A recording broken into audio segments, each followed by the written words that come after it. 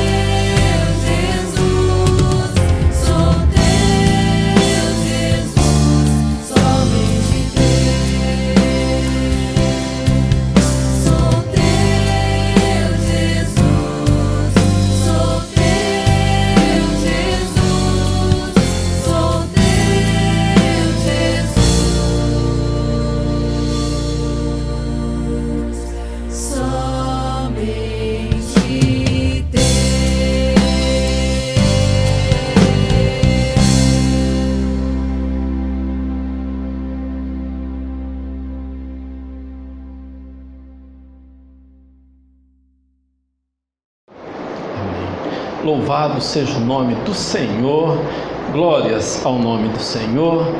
É muito bom adorar a Deus através dos cânticos, é maravilhoso. A palavra do Senhor diz: o Senhor habita no meio dos louvores, não é verdade? Mas nós vamos para a palavra agora, nós vamos ver o que o Senhor tem para nós nesta noite. Qual é a palavra que o Senhor tem revelada para os nossos corações nessa noite tão abençoada, tão festiva, noite de comunhão, noite de Santa Ceia. Nós vamos então aqui buscar na palavra do Senhor esse texto que é tão glorioso, né? Abra aí a sua Bíblia lá em Mateus, capítulo de número 11. Nós vamos ler aqui alguns versículos, mas deixa a tua Bíblia aberta nesse texto de Mateus, capítulo 11. Nós vamos ler a partir do verso número 1. Mateus 11. Nós vamos ler a partir do verso de número 1. Amém? Todos acharam? Glória a Deus. Diz assim a palavra do Senhor: quando Jesus acabou de instruir os seus 12 discípulos, partiu dali para ensinar e pregar nas cidades deles. João, ouvindo no cárcere falar dos feitos de Cristo, enviou 2 dos seus discípulos a perguntar-lhe: és tu aquele que havia de vir, ou devemos esperar outro? Respondeu-lhes Jesus: ide e anunciai a João as coisas que ouvis e vedes: os cegos veem, os coxos andam, os leprosos são limpos, os surdos ouvem, os mortos são ressuscitados, e aos pobres é anunciado o Evangelho. E bem-aventurado é aquele que não se escandalizar por minha causa. Amém? Pode se assentar. Graças a Deus. Graças a Deus. A palavra do Senhor nos mostra que o ministério de Jesus, ele, embora tenha sido um ministério terreno curto, 3 anos e meio mais ou menos, aproximadamente, 3 anos e meio, o Senhor realizou muitas, mas muitas coisas, a ponto do evangelista dizer que se fosse escrever todos os feitos de Jesus, não caberiam os livros no mundo. Não dava para escrever tudo de tanto que Jesus realizou. Mas ele conclui dizendo o seguinte: mas o que foi escrito é suficiente para que nós possamos crer que Ele é o Todo-Poderoso, que Ele é suficiente para salvar as nossas vidas. Tudo que foi escrito é o suficiente, não precisa mais, para que a gente possa ter o conhecimento, para que a gente possa ter a certeza de que aquilo que nós precisamos saber é o que a palavra de Deus revela e é o que nós temos para seguir em frente, não é verdade? Para ser então instruído por Deus e assim viver uma vida cristã com saúde, viver uma vida cristã abençoada, viver uma vida com Deus cheia de realizações, cheia de propósito, porque esse é o propósito do Senhor. Deus não quer uma igreja parada, Deus não quer que você fique parado ou andando para trás. Deus quer que você prospere, Deus quer que você avance, Deus quer que você siga em frente, não é verdade? Glorificando e exaltando o nome desse Deus que é grande e que é poderoso. Amém? Quem crê aí pode aplaudir o Senhor, vamos glorificar Ele. Graças a Deus. Graças a Deus. E nada pode impedir os planos de Deus. Nada pode impedir. Às vezes você pode pensar: a minha vida não aconteceu não está acontecendo do jeito que eu esperava. Às vezes acontece isso. Mas os planos de Deus nunca são frustrados. Diga assim comigo: os planos de Deus nunca são frustrados. Jamais, meu irmão, jamais. Jamais. Deus não vai se frustrar. E às vezes você vê alguma coisa na palavra, você fica pensando: mas por que aconteceu assim? Por que não aconteceu de outro jeito? E aqui está um fato que nós lemos, que é bastante intrigante do ponto de vista humano. João Batista teve um ministério maravilhoso, atraía multidões, pregava no deserto. A Bíblia fala que ele vivia uma vida assim, desprovida de conforto, mas as pessoas vinham de longe para poder vê-lo falar. As pessoas vinham de longe para ouvir a palavra de Deus, porque João Batista era aquele pregador que não tinha o propósito de agradar pessoas, não estava fazendo média com ninguém, ele estava pregando a palavra verdadeira do Senhor. Ele estava no deserto e ele não tinha lá nenhuma preocupação, na verdade, em agradar pessoas, mas ele estava lá como instrumento de Deus para trazer a palavra genuína e verdadeira do Senhor. E a Bíblia fala que Herodes, que era o rei daquela região lá, prendeu João Batista, porque ele estava com muita popularidade. Já pensou? O ministério dele estava sendo muito bem sucedido. Quando a gente está muito bem sucedido no ministério, no reino de Deus, a gente pensa, poxa, agora eu vou arrebentar, não é verdade? Agora tudo vai dar certo para mim, porque eu estou fazendo a vontade de Deus. Mas João Batista acabou no cárcere, acabou preso. E aí a gente fica pensando, mas Deus não protegeu ele? João Batista foi preso, mas os propósitos de Deus nunca são frustrados. Do ponto de vista humano, a pessoa pode falar assim, mas foi desastroso o final da vida de João Batista, hein? Acabou preso, morto. Mas para Deus foi algo glorioso o que João Batista realizou. Ele cumpriu o propósito de Deus, ele cumpriu aquilo que Deus tinha estabelecido para ele, de uma forma total. Ele realizou a obra de Deus, e é isso que é importante a gente fazer. Isso que é importante, a gente viver na direção de Deus, viver naquilo que o Senhor tem preparado para nós, o propósito que Ele tem para nós. E João Batista realizou isso, mas ele acabou preso, não é verdade? Ele estava preso. E quando ele estava preso, então a Bíblia fala que ele mandou 2 dos seus discípulos perguntarem para Jesus se Jesus era o verdadeiro ou se tinha que aguardar outro. Essa era uma dúvida recorrente ali naquela nação, na nação de Israel. As pessoas estavam se questionando, porque havia uma promessa ou havia profecias no Antigo Testamento dizendo do Messias, profetizando a vinda do Messias. E quando Jesus chega, alguns creem, mas outros duvidam. Em termos individuais, alguns judeus creram em Jesus, mas em termos de nação de Israel, houve uma rejeição, e nós sabemos disso.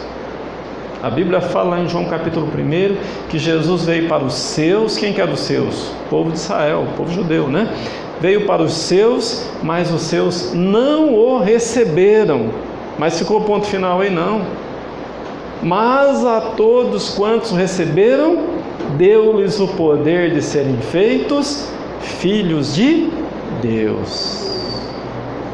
Todos aqueles que receberam a Jesus se tornam filhos de Deus, de qualquer nação,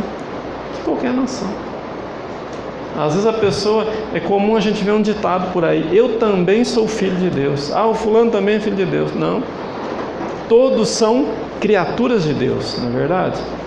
Mas filhos de Deus são aqueles que um dia receberam a Jesus, nasceram de novo e são nova criatura, não é verdade? Quem recebeu a Jesus se torna filho de Deus, porque a palavra diz, a saber aqueles que creem no seu nome. Aqueles que receberam a Jesus se tornaram filhos de Deus, né? Quem que recebeu a Jesus aqui, diga amém. Amém. Então os filhos podem aplaudir o Senhor, não é verdade? Glória a Deus, graças a Deus. Então João Batista, ele ficou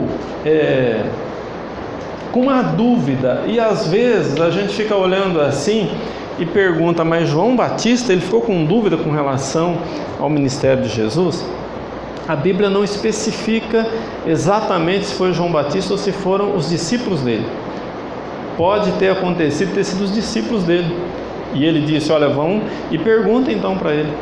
Não é verdade? Vão e perguntem para ele. E os discípulos foram perguntar. Por que surgiu essa dúvida? Porque quando a gente está fazendo a vontade de Deus, qual que é o natural do nosso coração? É crer que Deus vai agir em nosso favor, não é verdade? Se a gente está na direção de Deus, Deus vai agir em nosso favor. Se a gente está em desobediência, aí a gente aceita que Deus, ele não vai mover uma palha, porque a gente está fazendo as coisas erradas. Mas se a gente está fazendo a vontade de Deus, então é normal que Deus venha interferir. Mas João Batista estava preso. Deus não mandou um anjo lá abrir a cadeia, soltar ele. Não é verdade? Deus podia fazer isso? Podia. Fez isso com Pedro, com o apóstolo Pedro, estava preso lá. Deus mandou um anjo, a igreja estava em oração buscando a Deus. Deus mandou um anjo e libertou a Pedro da cadeia. Libertou as fechaduras, elas se abriram automaticamente, não é verdade? As trancas, as travas se desprenderam e Pedro pôde então sair no último portão, abriu automaticamente o portão que estava, né? Que dava acesso para a liberdade, que dava acesso para a rua. Então você veja que poder para fazer isso Deus tem. Agora, se Ele faz ou deixa de fazer, não cabe a nós avaliar isso, não é verdade? Deus faz na medida que Ele quer fazer. Ele é livre. Deus não tem que dar satisfação para ninguém, não é verdade? Se Ele quiser fazer, Ele faz. E se Ele não quiser fazer, Ele não faz. Ele continua sendo Deus, não é verdade? Não é isso que a gente canta? Ele continua sendo Deus. João Batista então mandou perguntar por que ele estava naquela situação e Jesus não estava fazendo nada, não é verdade? Né? Deus não estava fazendo nada. Então, o que Jesus responde para os discípulos? Jesus podia falar, sou eu sim, é verdade, mas ele diz assim, olha, verso número 4, respondeu-lhes Jesus, ide e anunciai a João as coisas que ouvis e vedes. E olha aí o verso 5, os cegos veem, os coxos andam, os leprosos são limpos, os surdos ouvem, os mortos são ressuscitados, e aos pobres é anunciado o Evangelho. E bem-aventurado é aquele que não se escandalizar por minha causa. Este é o reino de Deus, este é o Evangelho. É o Evangelho que acontece milagres, não é verdade? A igreja não pode se conformar com as coisas paralisadas. A igreja não pode se conformar com as coisas inertes, estagnadas. Jesus estava realizando o ministério terreno e ele estava fazendo a obra de Deus, ele estava manifestando o poder de Deus. De que forma? O cego continuava cego? Não. O cego enxergava. Não é maravilhoso isso, né? O surdo continuava surdo? Não. Os surdos ouviam. O paralítico ficava paralítico? Não. O paralítico andava. E o evangelho estava calado, estava preso? Não. O evangelho era pregado, o evangelho era anunciado. Essa é a característica da igreja. A igreja não pode ficar acomodada com as coisas, não é verdade?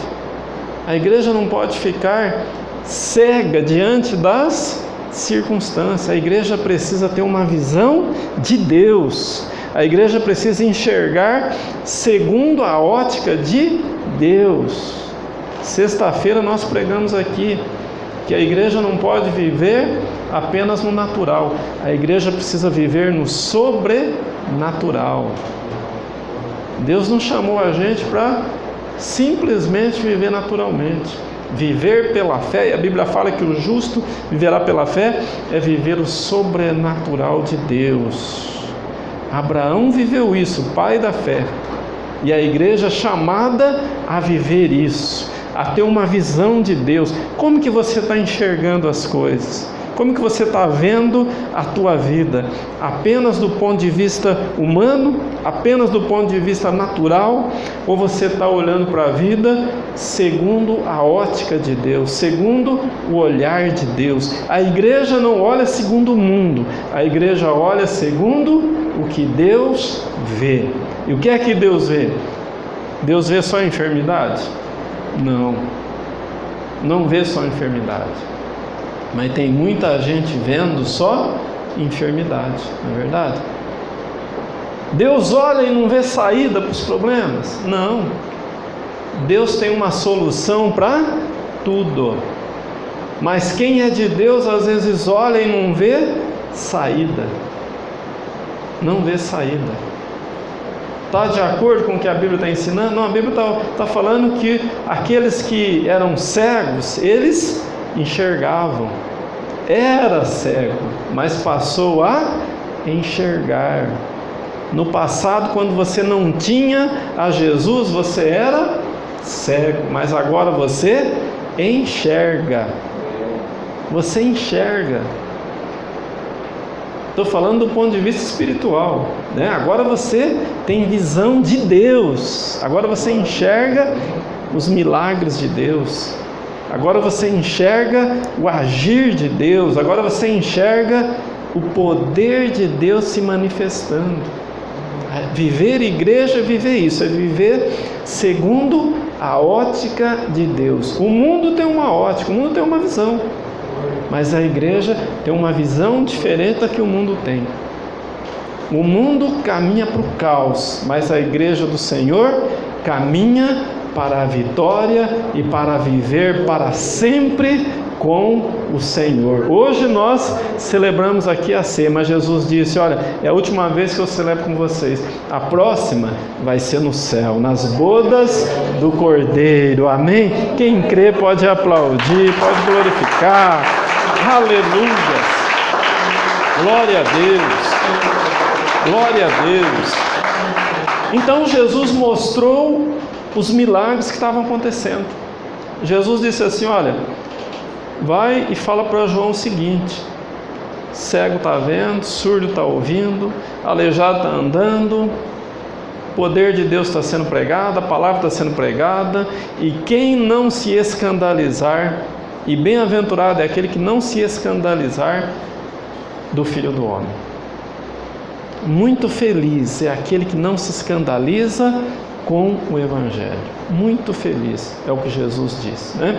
E aí Jesus então, ele segue dizendo o seguinte, olha no verso número 7. Depois que eles foram embora, partindo eles, começou Jesus a dizer à multidão a respeito de João: que fostes ver no deserto? Um caniço agitado pelo vento? Sim, que fostes ver? Um homem ricamente vestido? Os que trajam ricamente estão nos palácios dos reis. Mas então que fostes ver? Um profeta? Sim, vos digo, é muito mais do que profeta. João é aquele de quem está escrito: adiante da tua face envio o meu anjo, que preparará diante de ti o teu caminho. Em verdade vos digo que entre os que de mulher têm nascido, não apareceu alguém maior do que João Batista.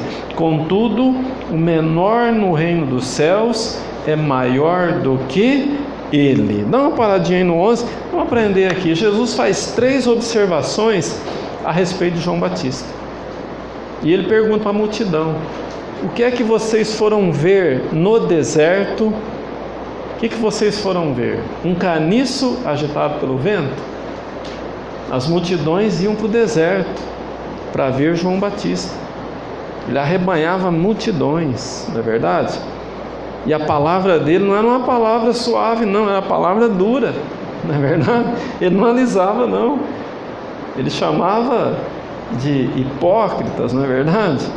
De pessoas que estavam, né, os religiosos da época, que estavam aparecendo que era uma coisa, mas era outra. Então ele falava: raça de víboras, quem vos induziu a fugir da ira vindoura? Então João Batista, ele pegava pesado, né? Ele pegava firme, né, para pregar a palavra. Então Jesus fala: quem vocês foram ver lá no deserto? Um caniço agitado pelo vento? Então o que significa essa palavra de Jesus? O caniço agitado pelo vento significa aquela pessoa que se dobra diante dos problemas, né? Se dobra diante das pressões. E assim como João Batista, nós também, todo aquele que é de Deus, ele não pode se dobrar diante das pressões do mundo, não é verdade? João Batista, ele era firme, corria risco de vida, mas ele era firme na palavra dele. Você e eu somos chamados a ser firmes naquilo que Deus tem nos ensinado, nos mostrado. Pressões no mundo não faltam, não é verdade? Ventos contrários não faltam. Mas aquele que é de Deus permanece firme, não é verdade? Aquele que é de Deus não se dobra. Aquele que é de Deus tem a certeza absoluta em quem serve, a esperança em qual Deus nós temos. Não é um Deus pequeno, não é um Deus qualquer, mas é um Deus cheio de amor e cheio de poder, cheio de misericórdia e cheio de ação para abençoar o seu povo, não é verdade? Então Jesus fala: olha, João Batista, o que vocês foram ver? Um caniço que se dobra pelo vento, não é verdade? O que vocês foram ver? O crente, ele precisa estar cheio de fé, cheio de determinação e lutar contra esses inimigos que querem fracassar a nossa fé, não é verdade? Querem trazer dúvida, quer trazer desânimo, quer trazer preocupações, medo para nos afastar de Deus. A Bíblia fala que tudo aquilo que nós colocarmos diante de Deus, pedirmos para o Senhor com fé, crendo, nós recebemos. Mas a nossa fé está cheia de inimigos, não é verdade? Cheia de inimigos. O vento contrário é um inimigo. O vento contrário quer nos afastar da direção de Deus, quer nos afastar da rota que Deus traçou para nós. Deus tem uma direção para a tua vida, não se afaste dela, mantenha firme a tua direção naquilo que Deus estabeleceu. João Batista, ele estava firme, ele não se dobrava, não era fácil, tanto é que ele pagou com a própria vida, mas ele se manteve firme. Assim é o crente também, precisa se manter firme na direção de Deus, porque o Senhor, ele não é um qualquer, né? Você não está lutando aí, você não está se baseando, você não está apoiando a sua fé numa filosofia, você não está apoiando no nome de A, B ou C, mas a tua fé está apoiada no Rei dos Reis e Senhor dos Senhores, aquele que tem todo o poder e toda a autoridade. Amém? Vamos aplaudir o Senhor. Glória a Deus. Glória a Deus. E Jesus faz uma segunda observação, ele fala: vocês foram ver alguém que se veste ricamente? Aqueles que se vestem ricamente estão nos palácios, assistindo os reis. Qual figura aqui Jesus estava comparando? Com aqueles que eram bajuladores que viviam nos palácios, aqueles que bajulavam os reis, não é verdade? Não era a característica do João Batista, que era de bajular alguém, e também não pode ser a nossa característica de viver falando aquilo que é agradável para as pessoas, falando só para agradar. Entende como que é? Nós precisamos falar aquilo que é de Deus, não é verdade? Nós não podemos falar apenas para agradar, nós temos que falar a verdade, nós temos que nos posicionar naquilo que Deus se agrada. João Batista, ele não ficava adulando, agradando as pessoas, não. Ele falava o que precisava ser falado, É isso que Deus espera de nós, falar o que precisa ser falado, tomar a posição que precisa ser tomada, não é verdade? Nós não podemos viver para agradar A ou B, nós não podemos viver nem para agradar nós mesmos, não é verdade? Nós temos que viver para agradar a Deus, né? Às vezes a mulher quer agradar o marido, desagrada a Deus, não é verdade? Às vezes o marido, por querer agradar a mulher, desagrada a Deus. Às vezes os pais, para querer agradar os filhos, desagrada a Deus.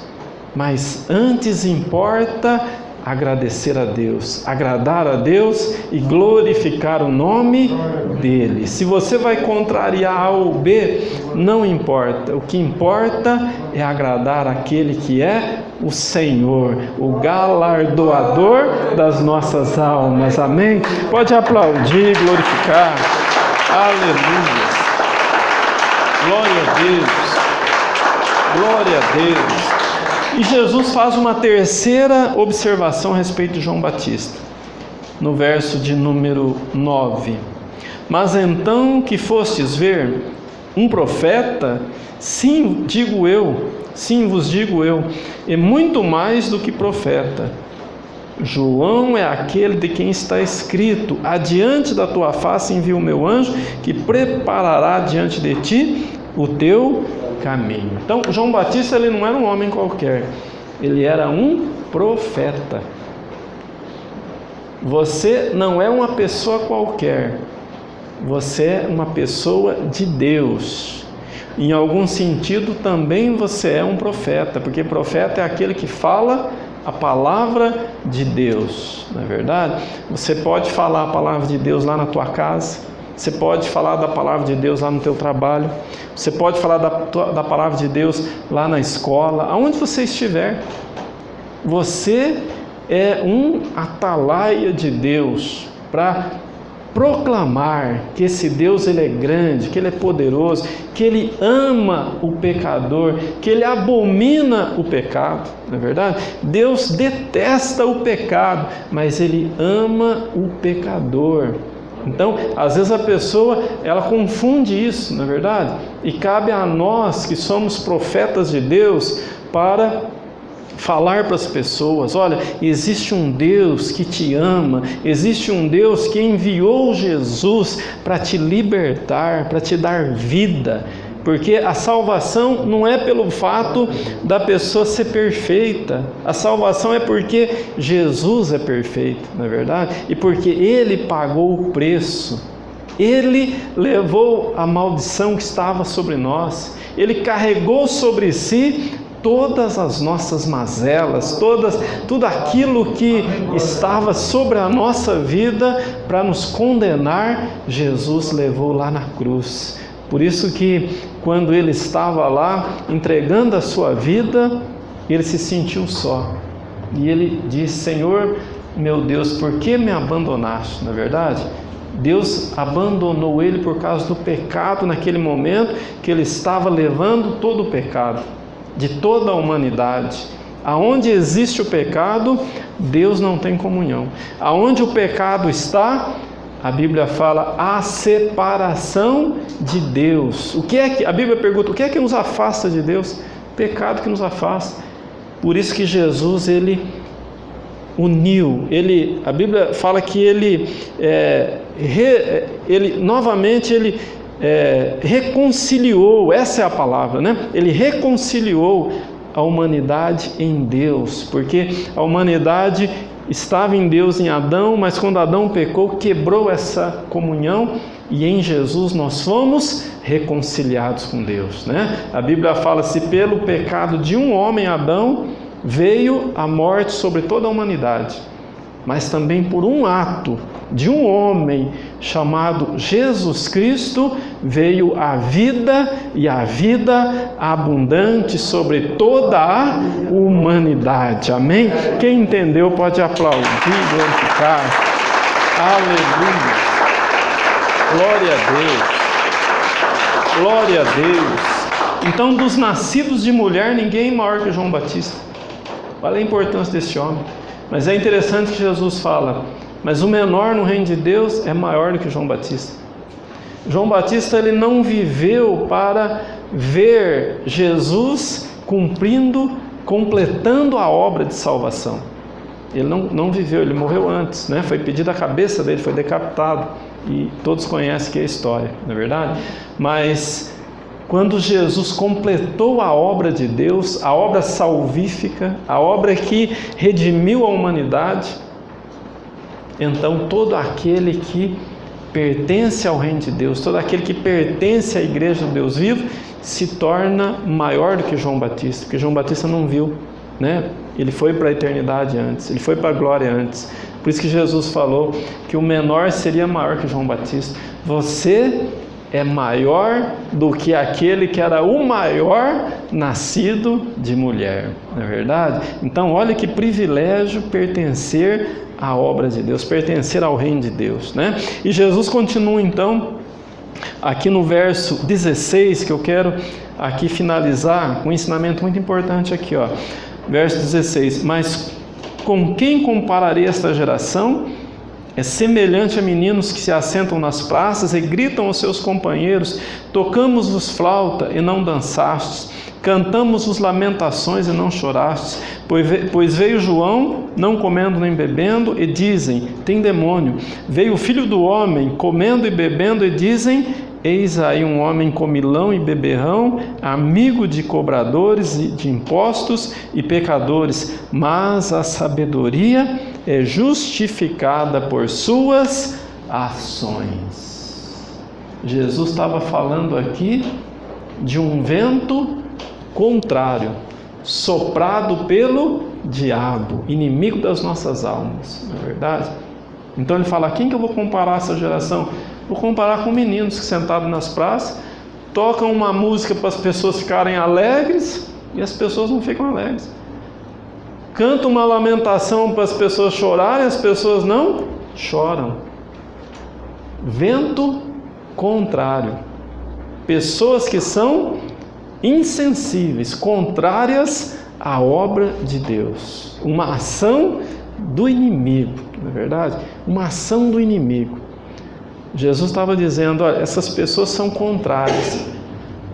Tudo que nos leva a ser contrário à obra de Deus tem uma procedência maligna. E é bom lembrar que o diabo ele é sutil, não é verdade? Às vezes as coisas começam, e aqui eu estou falando para quem é crente, para quem está na igreja, às vezes as coisas começam de uma maneira muito pequena, não é verdade? Às vezes começa de uma maneira quase que imperceptível. Às vezes uma contrariedade com a igreja, às vezes uma contrariedade com o pastor, às vezes uma contrariedade com alguém, né, porque falou alguma coisa, às vezes alguma coisinha que começa a criar algo contrário àquilo que é de Deus na nossa vida. Não estou dizendo que você tem que concordar com tudo, não. Você tem o direito de discordar. Você tem o direito de não ficar satisfeito às vezes com alguma coisa. Aliás, a insatisfação é até boa em certo sentido, para que você possa buscar mais, melhorar mais, né? Se aproximar mais de Deus. Mas esse espírito contrário, ele age de uma forma muito sutil e age de uma forma muito destruidora, porque começa com a pessoa discordando de uma coisinha, insatisfeita com isso, não estou contente, né, com a igreja por causa disso, não estou contente com a fé por causa disso, enfim, tudo aquilo que envolve a obra de Deus na nossa vida, nós não podemos permitir que esse vento contrário sopre. Esse vento contrário, ele é destruidor, ele nos afasta da rota de Deus, ele nos afasta da direção de Deus, e o inimigo trabalha soprando esse vento contrário, não é verdade? Então nós precisamos estar firmados no Senhor. Pode soprar o vento que for, você está firme na presença de Deus, não é verdade? Pode vir as dificuldades que vierem, você está firme na presença de Deus. O que é contrário na minha vida? Tudo aquilo que Deus está construindo na tua vida. O casamento é o quê? É de Deus ou é do diabo? O casamento é de Deus, não é verdade? Então, se o casamento, você começa a ficar abalado com coisinhas que começam a te contrariar, tem que ficar esperto. Pode ser o começo de uma separação, não é verdade? Os casamentos acabam por quê? São coisas muito grandes que acontecem? Não, coisas pequenas, né, que vêm para destruir o casamento. Não é tratado, não é dada a importância, e aquele ventinho começa a soprar contrário, depois se torna uma tempestade, depois se torna um grande furacão, nos afastando da presença de Deus. Na verdade, tudo que é de Deus na tua vida, não permita que o vento contrário venha para tirar você da rota, tirar você da direção certa, do rumo certo que conduz ao Deus Todo-Poderoso. Amém? Fica firme na presença de Deus. Jesus disse: olha, vou comparar essa geração com as pessoas, com o menino nas praças. Toca uma canção para a pessoa se alegrar, a pessoa não se alegra. Canta uma canção triste para chorar, não chora. Não tem resultado. Nós precisamos ter resultado. Se você vem para a igreja e você se sente vazio, volta para casa do jeito que você veio, até pior, meu irmão, é um vento contrário, não é verdade? Você precisa vir para a igreja e beber dessa fonte que é maravilhosa, não é verdade? Você precisa vir para a igreja e comer desse pão vivo que desce do céu e a tua alma ser saciada, alimentada, fortalecida pela presença viva e poderosa do Espírito Santo, né? Não tem sentido uma pessoa tocar uma canção e o outro não se alegrar. Não tem sentido. Não tem sentido você vir para a igreja e você ser um cubo de gelo sentado no banco, na verdade. Não tem sentido isso. Nós temos que vir para a igreja e adorar a Deus com o melhor que nós temos, na verdade. Abrir a nossa boca e glorificar aquele que é digno de receber toda a nossa adoração e todo o nosso louvor. Amém? Vamos aplaudir o Senhor. Glória a Deus. Glória a Deus, graças a Deus. Mas Jesus conclui dizendo o seguinte, que a sabedoria é justificada por suas ações. Tudo que Jesus fez, fez com muita sabedoria. Por que eu estou na igreja? Por que eu estou servindo a Deus? Pensa um pouco, a fé que nós manifestamos aqui é uma fé inteligente, não é verdade? É uma fé que pensa, é uma fé que adora um Deus, não porque alguém falou que é para adorar, não porque alguém diz que é assim, mas é porque nós temos uma experiência com esse Deus. Você está aqui não é para agradar A ou B, você está aqui porque você tem uma experiência com esse Deus. Você sabe a importância dele na tua vida. Você sabe que ele não é um Deus morto, mas é um Deus vivo, que opera sinais, prodígios e maravilhas na tua vida. Você sabe o resultado, eu sei o resultado. Jesus disse: olha, os cegos estão vendo, os surdos estão ouvindo. Nós estamos na igreja, não é para passar um tempo, nós estamos na igreja porque o nosso Deus, Ele é grande, Ele é o poderoso, Ele faz milagres, né? E o fato de você estar aqui é porque você é um milagre de Deus na presença dEle, não é verdade? Você é um milagre de Deus, eu sou um milagre de Deus. O reino de Deus é isso, é justificado porque tem sabedoria. As palavras de Jesus têm sabedoria. O poder de Deus é manifesto. E a igreja pode adorar e glorificar, porque nós não estamos servindo um Deus pequeno, um Deus impotente, um Deus que pode agir numa área, mas na outra não pode. O nosso Deus é o Deus dos montes, é o Deus dos vales. É aquele que fala e tudo obedece. Amém? Vamos aplaudir e glorificar. Aleluias. Glória a Deus. Glória a Deus. Vamos nos colocar em pé. E aí onde você está mesmo, fecha os teus olhos e assim na presença do Senhor se coloca, fala com Ele, apresenta a tua vida a Ele, peça para Ele revelar ao teu coração a cada dia nessa caminhada os planos, os propósitos que Ele tem para a tua vida. João Batista, aos olhos do mundo, acabou tragicamente, mas aos olhos de Deus foi um sucesso total. Às vezes aos olhos do mundo você é um fracassado, mas aos olhos de Deus você é mais do que vitorioso. Às vezes aos olhos do mundo é loucura o que você está fazendo, vir para a igreja, adorar a Deus, procurar andar na conformidade da palavra do Senhor, mas para Deus isso é precioso, isso é glorioso. O inimigo sopra esse vento contrário, mandando pensamentos, mandando sentimentos que às vezes vai contra aquilo que a palavra de Deus ensina. É o papel dele, do inimigo. Ele veio para isso, para matar, roubar e destruir. Mas Jesus veio para dar vida e vida abundante.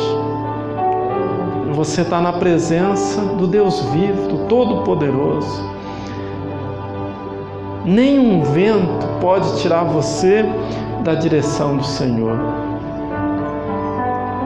Porque a presença viva, poderosa do Espírito de Deus está na tua vida.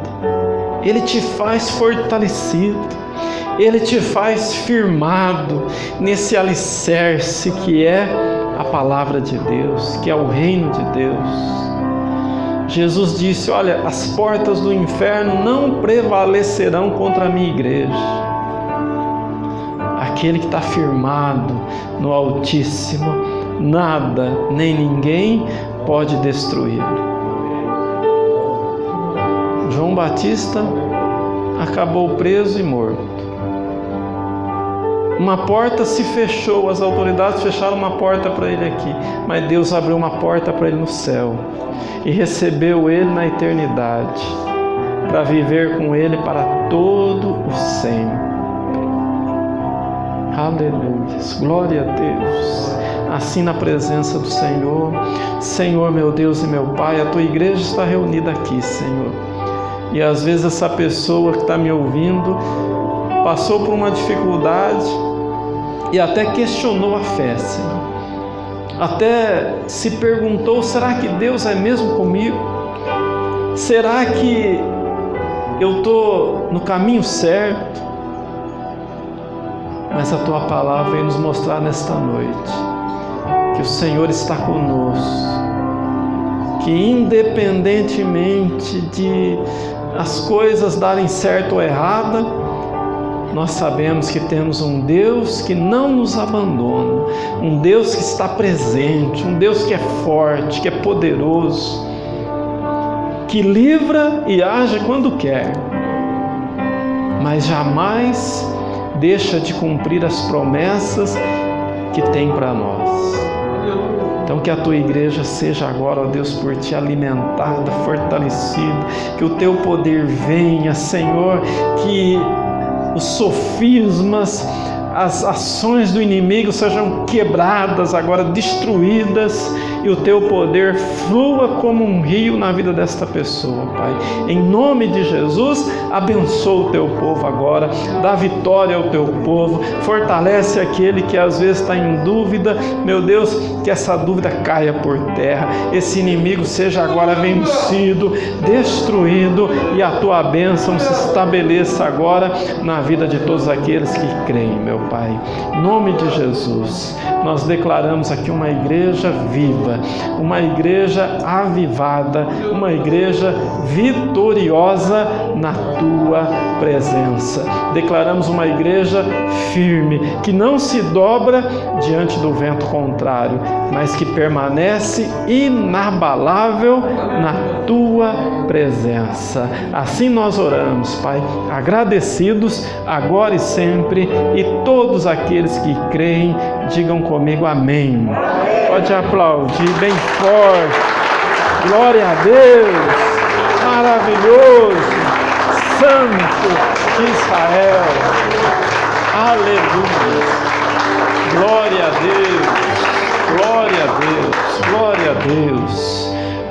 Olha, irmãos, Jesus nunca nos enganou. Nunca disse assim: olha, me aceite, tudo vai ser um mar de rosas. Não.